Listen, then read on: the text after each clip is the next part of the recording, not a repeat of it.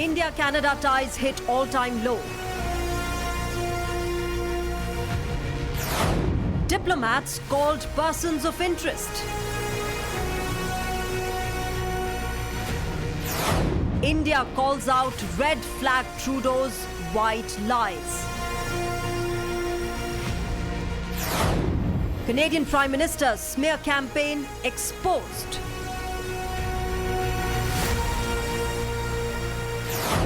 Not proof or truth. Is hate the only agenda?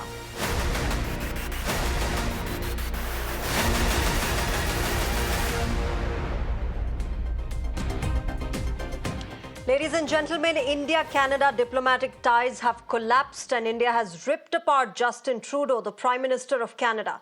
The Modi government has withdrawn its High Commissioner and other targeted diplomats and officials from Canada after Canada categorized the Indian High Commissioner Sanjay Kumar Verma and other Indian diplomats as persons of interest in the investigation of Khalistani terrorist Nijjar's killing. India has strongly rejected the claim, citing the fact that the Canadian government has not shared a shred of evidence with the Modi government, despite repeated requests.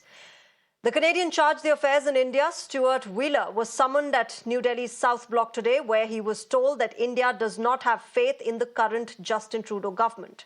In response, Wheeler has claimed that Canada has provided credible evidence on the involvement of Indian agents in the killing of terrorist Hardeep Singh Nijjar. Canada has provided credible, irrefutable evidence of ties between agents of the Government of India and a murder of a Canadian citizen on Canadian soil. Now it is time for India to live up to what it said it would do and look into those allegations. It is in the interest of both our countries and the peoples of our countries to get to the bottom of this. Canada stands ready to cooperate with India. Now remember, not just did India dismiss these latest claims as preposterous, New Delhi has completely destroyed the lies that Justin Trudeau has been speaking since the past more than 1 year. While stating that there is a deliberate strategy to malign India for political gains, India called out Trudeau's naked interference in India's internal politics. Trudeau's government, remember, was dependent on a political party whose leader openly espoused for a separatist ideology, Jagmeet Singh and his New Democratic Party, who pulled out from the Trudeau government a few weeks back. Time and again, India has questioned the support that Khalistanis get on Canadian soil and the approval that these terrorists get to disrespect our national flag. The External Affairs Ministry also said that multiple extradition requests for terrorists and extremists have been disregarded by Ottawa. So that's the latest that's happening in the India-Canada relationship. In fact, currently as we speak, Canada is holding a press conference as well regarding their side of this entire case. But to talk more on this, I'm joined by Dean Baxendale, publisher and columnist, CEO, Optimum Publishing International, Professor Madhav Nalapat, geopolitical expert, and Ambassador Anil Trigunayat. Good evening, namaskar to all you three gentlemen. Dean Baxendale, let me begin with you. You know, these are some very serious allegations that the Canadian government has put against our High Commissioner and other diplomats. And this is without providing credible evidence. Today, they've said they have provided credible evidence, but how far that claim is, how far that evidence holds true is something that we'll have to wait and watch out for. But doesn't Justin Trudeau realize that this has taken this entire relationship to a complete rock bottom? Well, it certainly appears to be that way, and certainly there were, steps on both sides that I think could have been taken to mitigate this result. And ultimately, Wheeler has come out and said we've provided credible evidence to the Indian government that there is some evidence that suggests that India was involved with the assassination of Nijjar. Having said that, once again, I think the weaponization of that narrative by Justin Trudeau in our parliament, potentially last September when Parliament resumed, came at the expense of our relationship.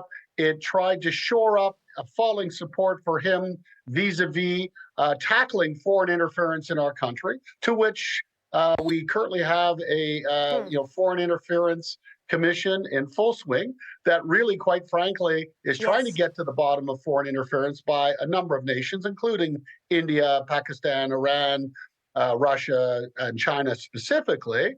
But these are all issues that unfortunately have spilled out onto the world stage, spilled out into our relationship, and it's been at the expense of once a very strong relationship between India and Canada. Yes. Again, we have one of the largest diaspora communities of Indian speaking, Indian origin peoples in the world here in Canada. And I think it's something that we need to really tackle upfront, and maybe, again, not in the public domain, but behind closed doors. Absolutely. This could have been handled in a much, much better way. But clearly, Justin Trudeau has been playing to the gallery since the past over a year.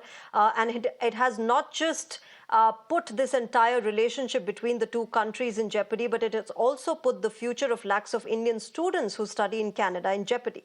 Ambassador Anil Trigunayat, let me come to you. What do you make of this entire these entire developments that have taken place today? Some very bizarre allegations against the Indian High Commissioner and other diplomats and officials. Now, of course, India has withdrawn them. They did have diplomatic immunity, but clearly these are some very misplaced accusations that have come in from Justin Trudeau's side. Well, Shreya, as you are aware that Canada is an important country and is an important partner for us. We also have intelligence cooperation with them. And these things, as was mentioned, if at all there is some evidence, that should be dealt with in a different manner. However, Trudeaus are known. The crux of the problem is not what happens, this or that. The crux is that what kind of people Trudeau is trying to protect or hobnob with or go to bed with politically. I mean, they are the terrorists, extremists, and separatists. I mean, that is something that they are making out to be a very big deal for political lines. That's important. We have a very large number of Indian students, large number of Indians who have been living there and have made good and have contributed a great deal to Canada's prosperity as well. I mean, today the Indian students pay about $8 to $10 billion a year. I mean, that is something, it's not for free. So I think that that is important. Secondly, I think that the kind of bizarre allegations that have been made about the Indian ambassador, high commissioner, and the senior diplomats is absolutely ridiculous without any evidence, which the Indian government has been asking ever since Trudeau and company have leveled charges and allegations against India, but nothing has come so far. And today you heard from the Charge d'Affaires of Canada saying that they have provided credible and irrefutable evidence. What kind of evidence is talking about? He is supposed to talk like that. But this is not something that the Indian government on record is saying that has not been provided to. The Americans had come up with something. They have done it. They are discussing today, and that is being worked on.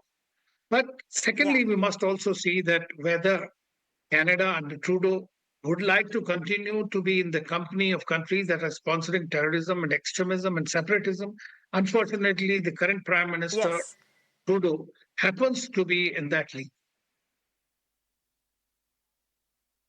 Yeah, absolutely. Professor Nalapat, we've been talking about this, and the fact of the matter is that Justin Trudeau, without introspection, the fact that Khalistani terrorists are given that support, that the Khalistani terrorists are given that sort of approval from the Justin Trudeau government to disrespect our country, disrespect our leaders, and disrespect our national flag, should be making Canada and its leaders and its government lose its credibility more than anything else. Instead of providing us credible evidence, you're supposed to introspect and see what you're perpetrating on your own soil.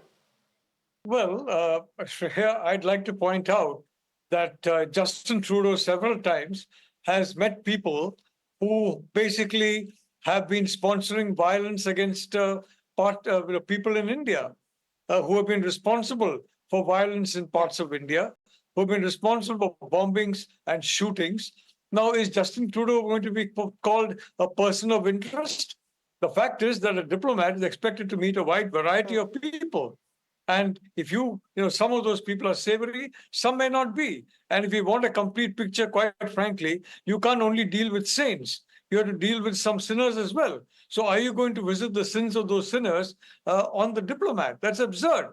And what I really find disturbing about Justin Trudeau, he is explicitly equating India with China and Russia. Now, Russia, we know, has been pushed into the embrace of China Yeah. thanks to this Ukraine war, which Trudeau is an avid supporter of, by the way, and which China, frankly, is very happy about because it drives Russia and the West further away. Now, Justin Trudeau is basically trying to drive India and the West further apart. And he's equating, I mean, not equating, he's considering India to be a more important threat than China. For heaven's sake, Prime Minister Modi signed the 4 foundation agreements on defense of the United States. He joined the Quad. In the Indian Navy is having joint military activity with the United States extensively, more than when any other 3 other countries combined. So is the United States. And in this situation, where you have Prime Minister Modi, who is standing tall in the face of expansionism and aggression by a country that is a neighbor of India, and the same expansionism that threatens several allies of the United States. I mean, we are talking of the Philippines, we are talking of Taiwan, we are talking of Indonesia, whose territorial waters have been encroached upon. We are talking of so many countries, and that Justin Trudeau will equate India under Modi, which has worked out a comprehensive defense alignment with the United States, in effect, not maybe in words, but in effect. And that's so clearly, shocking Professor to me. Nalapat, Justin And very Trudeau frankly, needs Shreya, to it rethink plays his into strategy. Chinese hands. It plays into the Russian hands. But more importantly, it plays into the Chinese hands. So the question is Justin Trudeau a matter of a person of interest where the interests of the CCP are concerned? And if I may point out, several That's people in the right, United Professor States Nalapat. also Justin are Trudeau part of needs to CCP rethink his network. strategy if he's trying to cater to his domestic audiences. Dean Baxendale, let me understand from you, a larger understanding of this entire strategy of Justin Trudeau, of this repeated action against India and repeated words against India, has been the fact that his popularity within Canada has reduced. He's catering to a certain vote bank, and that vote bank happens to be Khalistani elements or Khalistani inclined people. Now, we know that Jagmeet Singh has withdrawn from his government, and when the likes of Jagmeet Singh, who are Khalistan inclined, who have a separatist ideology, are withdrawing from the Justin Trudeau government, saying that he's not fulfilled his promises and that he's not popular, what does it say about the kind of impact that Justin Trudeau was hoping that this anti-India stance would make? Well, that's a very complex question. First of all, Jagmeet Singh, while he may have withdrawn officially his support for the government, continues not to want to try to bring down this government. So let's recognize that that's politics at play. I think, though, in terms of looking at this whole issue, successive Canadian governments have done very little over the past 2 decades to negate terrorist factions, separatist factions that we've allowed to come to Canada. And because of our free speech laws and very tolerant society, we have allowed these groups to entrench themselves, to raise funds, push out propaganda, do fundraising for operations that are negatively affect India, Israel, and other nations, and also be engaged in transnational repression inside our own country. So these kinds of issues with respect to Trudeau, he has not taken on the threat from the PRC. Why? Because his government is very adjacent to Beijing. The Hague Commission hearings on foreign interference are clearly pointing that out. And as a publisher on numerous books that demonstrate China's interest in Canada and buying politicians and influence in the government, he is not negating that. I guess at this point, at the expense of India. However, let's not, take away from the fact that there is credible evidence or information that suggests that India may well have had an interest in having Niger assassinated and removed. The fact that Canadian governments have done nothing to negate Dean, but this where threat is inside that our own credible country evidence? is terrible. As Ambassador Anil Trigunayat said, that US had some sort of evidence, so they provided it to the Indian government. The Indian government has been asking for that evidence. Today, The Canadian charge d'affaires is saying that we have given credible and irrefutable evidence. What is that Correct. evidence? Why have you not shared it in the past more than 1 year?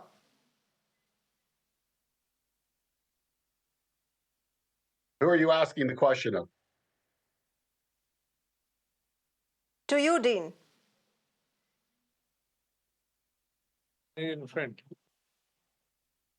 Dean, are you able to hear me? Sorry, who are you asking me the question? Yes, Well, this is for you, Dean let me just say Baxendale. this. Okay, What let took me so just say long this. in sharing the credible evidence that Canada claims it has? Okay, so listen, I think behind the scenes that there's been much information shared specifically with the Indian government, and discussions have certainly taken place at a diplomatic level. I think the reality is that India has chosen not to address this directly. From what I can read and what I can see of the situation, I believe that may well be the case. But I'm not in those discussions or a party to them. But I do think that we need to have diplomacy done behind the scenes, and actually India needs to address this, and so does Canada, effectively behind the scenes in diplomatic channels. That's right. Ambassador Trigunayat, you want to come in on that? You know, the fact that it took so long. Before you make the accusation, you're supposed to share evidence with the Indian government. But you made the accusation first, you played to the gallery, you played to your vote bank, and then you, more than 1 year later, say that now we've shared evidence. And that too, the Indian government has not said anything about yet. Well, precisely. I mean, they have been indulging in the public spat and accusations and allegations without any shred of evidence. What they appear to have talked about is some kind of eavesdropping that the Canadian government may have done on one of the diplomats, whom they expelled in the beginning itself.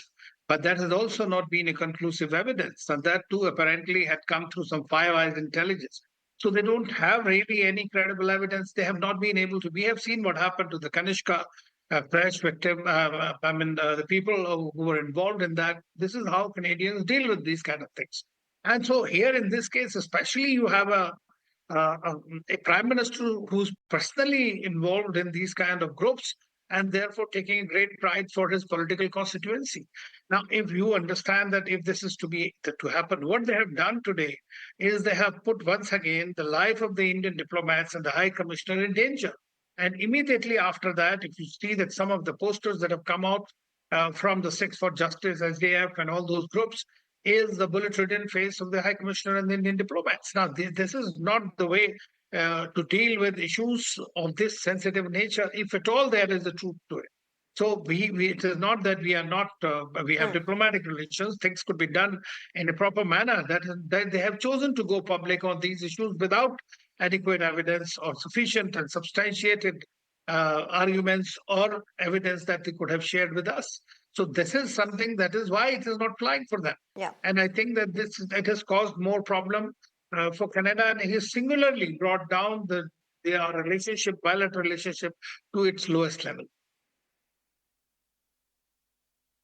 Ambassador Trigunayat, also help me understand, now that we've recalled our ambassador and other officials and envoys, how does this move forward?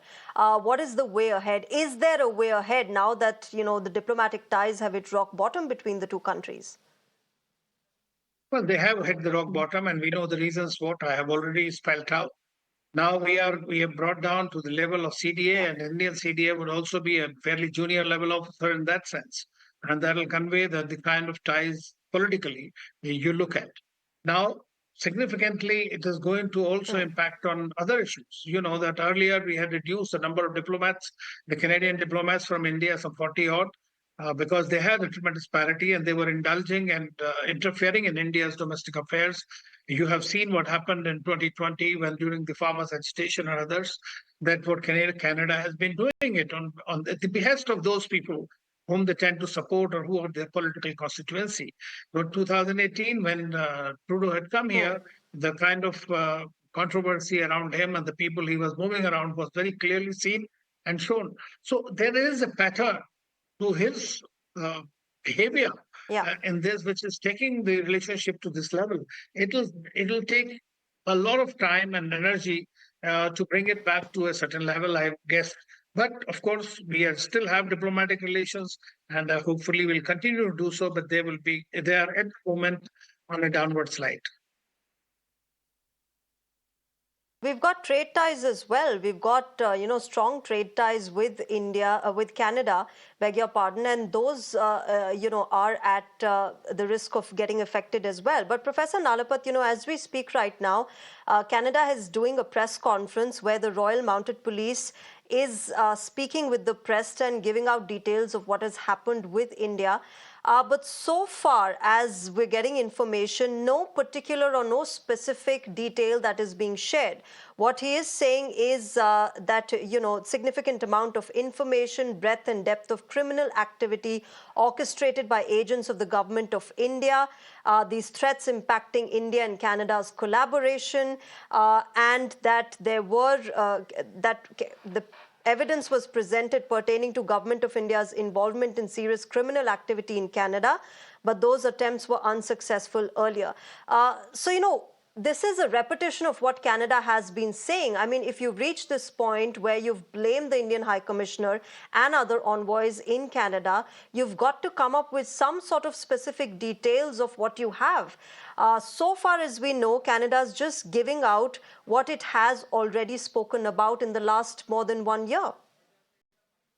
Well, Shreya, I'd like to say that, quite frankly, naming the Indian ambassador as a person of interest is frankly unacceptable to any country, any democracy, very frankly, and it is quite an absurd charge, if you ask me, for a simple reason that even in the American situation, the fact of the matter is the Americans have been much more mature than the Canadians in terms of how they have dealt with the issue.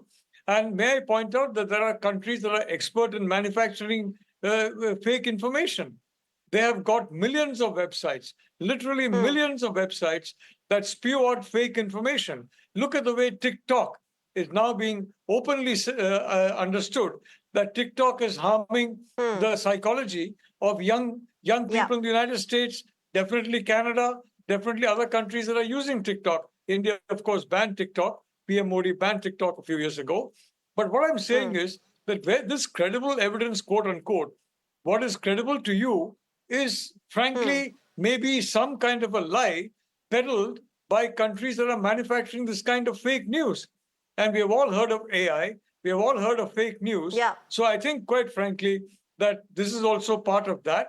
And I want to say very, very clearly, once again, the reality of the situation is, Shreya, we are facing, as democracies, a very huge threat in the Indo-Pacific. Canada is an Indo-Pacific country. I fully agree with our Canadian friend, with Ambassador Trigunayat. It's a very important country. The Canadian people, by nature, are friendly to India.